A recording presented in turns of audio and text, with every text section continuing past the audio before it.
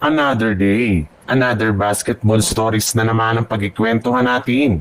At ngayon nga, yung pag-uusapan natin ang balitang ititrade pa nga daw ng Los Angeles Lakers si Jared Vanderbilt.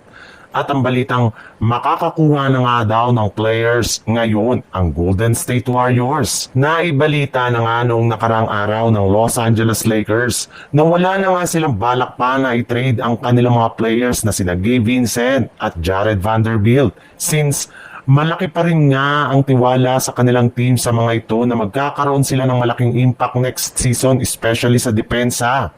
Ngunit, hindi rin naman nga ibig sabihin niya na wala silang gagawin pang bagong move ngayong offseason para mapalakas lamang ang kanilang lineup.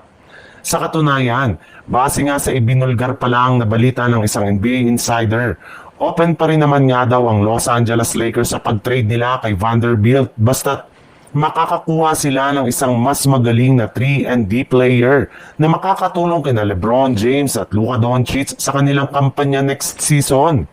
At isa nga sa mga players na papayag silang makuha sa trade ni Vanderbilt ay walang iba kundi si Jeremy Grant mula sa Portland Trail Blazer. Matagal na rin naman nga daw nila itong tina-target na makuha at kapag nagkaroon nga sila ng pagkakataon na makuha ito at sigurado nga na hindi na nila yan palalampasin pa. Sa ibang balita naman, halos magdadalawang buwan na nga na naghihintay ang mga fans ng Golden State Warriors sa pagkuha nila kay Al Horford sa free agency market. Ngunit hanggang ngayon nga hindi pa rin naman nga nila ito makukuha o napapapirma ng kontrata. At isa nga sa mga dahilan niyan ay ang hindi pa rin nila maresolba ang sitwasyon ni Jonathan Kuminga ngayong off-season.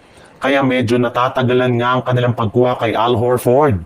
Ngunit ayon nga sa isang NBA insider, willing rin naman nga daw ang kampo ni Horford na maghintay sa kahihinat na ng magiging kalagayan ni Kuminga ngayong off-season.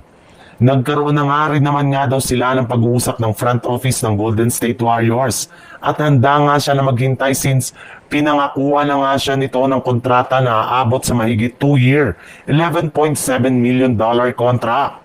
Yes, ganyan nga kalaki ang makukuha ni Horford sa Golden State Warriors kumpara sa ibang mga kupunan na nag-o-offer lamang sa kanya ng mga veteran minimum deal. Kaya dahil mas lumaki pa nga ang tsansa na makuha nila si Horford bago pa man magtapos ang off-season.